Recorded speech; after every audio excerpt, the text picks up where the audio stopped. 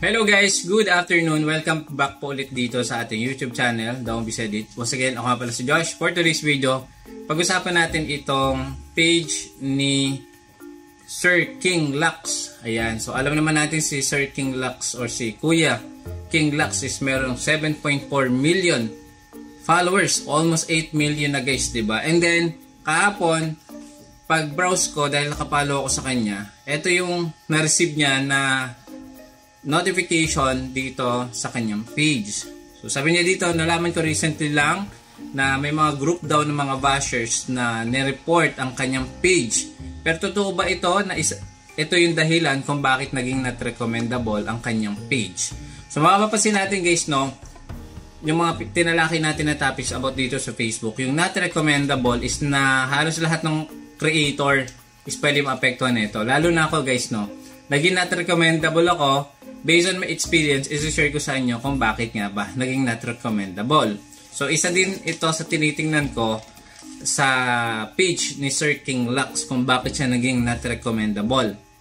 So, sabi niya dito, may mga group daw na nag-mass report sa kanyang page, no, para bumaba engagement or naging not visible siya sa wider audience. So, sabi naman niya dito, wala naman sa akin issue mabash, pero para gumawa ng bagay na makakasira sa page, medyo fall na siya. So sabi niya dito.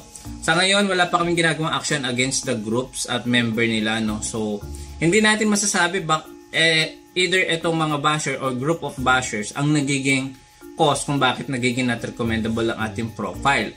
Based on my experience at based din sa mga fellow creator natin, ano, na nag-start ng journey nila dito sa Facebook, lalong-lalo na sa Facebook Reel. Way back, no, 2023, year na kung saan talaga dumami ang content creator. Bale, ang ginawa ko guys, no, may mga pinusa ko na talagang isang reason kung bakit magiging less visible ang ating mga page. Profile man yan. Okay? Pag sinabing not visible, hindi na tayo masyado nakikita sa wider audience or hindi na tayo sinasuggest ni Facebook na makita yung mga posted videos natin, yung ating status at kahit ano pa mang related sa page natin. So hindi na tayo nare-recommend. So meron ditong nakalagay, ano, ito yung mga factor kung ano ba yung dahilan. Number 1, admin with history of violating community standard. Alam naman natin community standard is napakahigpit po nung nung policy. So affected po tayo lahat dito, no, na mga content creator kapag lumabag tayo sa community standard. Actually, basahin niyo po itong community standard. Medyo marami po ito, no. Baka hindi natin matapos itong isang video na ito kung pag-uusapan natin lahat. Pero very common yung community standard about sa mga issues, yung mga sensitive topics, yung mga pinoportray sa video. Kung ano nga ba yung nakikita sa video, ito ba ay makaka-apekto sa wider viewers or sa wider audience. Kung ito ay makaka-apekto sa wider audience, pwede silang magkaroon ng ng effect sa kanilang emotions or sa kanilang physical. So hindi ito ipinapakita ni Facebook sa wider audience. Kumbaga nililimit. Gamit na din ang artificial intelligence or ang Facebook algorithm, no.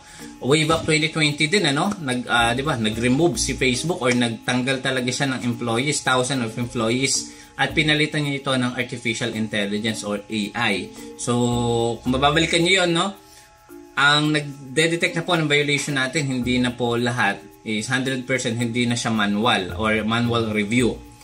Nade-detect na po siya sa pamamagitan ng artificial intelligence or yung machine learning technology ni Facebook na in-implement yan ni Mark Zuckerberg, ano, way back 2023, yung kasagsagan talaga ng ng pagtaas ng mga creators, lalong-lalo na sa short videos. Number 2, topic of page, no, focus on civics, vaccine, and other sensitive subjects. Baka naman yung mga videos natin guys, no, is merong mga sensitive topics, mga civic issues na hindi dapat ma-share natin. Pero ganun pa man, yung nature ng video ba natin is, again, dapat iniisip natin yung kapakanan ng viewers, ng audience. Okay? So, meron ako nakitang post dito ni Sir King Lux, no? Eto, isa na dito yung 6 days ago. Siguro bago pa niya na-receive itong not recommendable ng profiles, giving 100 to deserving farmers. Guys, ito nagpo-fall ito sa sa clickbaiting or yung topics ayaw ni Facebook makita yung meron tayong mga amount na nilalagay, no?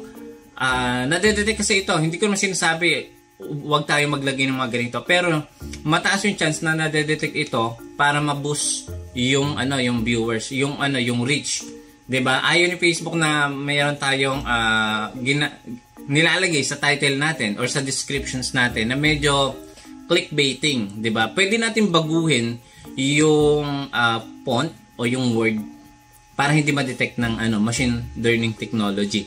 So lahat po ng may mga word na sensitive na detect po yan ng AI at kinakategorize po na hindi ito ipakita sa wider audience. Kapag po nagkaroon tayo ng mga ganitong mga multiple posted videos na medyo mga sensitive yung topics, lalong-lalo na yung mga videos, no? Ayan, posible tayong maging not recommendable or not visible to wider audience.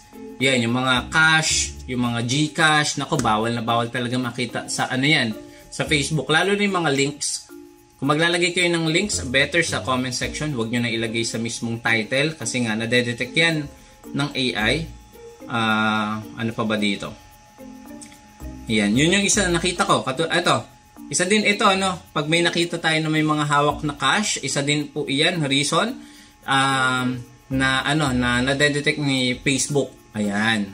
Lalong-lalo na ngayon, di ba? Ang dami na ding mga naglalabasan ng mga unauthorized sales, mga scam, ayan, nako, maraming report ng mga ganyan. So, again, eto, meron ulit, 100,000 deserving. Eto, tulad na ito, bigay money bouquet, first time makakatanggap. So, eto, yung word na money, instead na money, ilagay nyo, siguro, i-hide nyo yung word na money, or ayaw kasi ni Facebook makita na may mga ganito sa titles, descriptions, or sa mismong video natin. So mag-ingat kayo sa paglalagay ng title, ng descriptions, ng mga tags, no? Ayan. Ayan, okay. Ito, katulad nito, nanginig at namatay ang kalabaw. Ayan, yung mga word na namatay, nako, ayaw na ayaw ni Facebook niyan. Okay, yung mga word na yan, guys. Yan yung mga word na dapat talaga nating pag-ingatan, ilagay sa title. Okay, yung mga word na medyo sensitive. Sensitive yan, guys. Yung word na yan, kala natin simple lang na namatayan or namatay. Nako, medyo sensitive yan. That's why, ito yung isa sa nakita ko. I-share nyo ito kay Sir King Lux para magkaroon siya ng idea. Lalong-lalo na sa paglalagay ng titles, descriptions, or tags sa mga videos natin. Ayan, so yun lang naman, guys, yung shinare ko.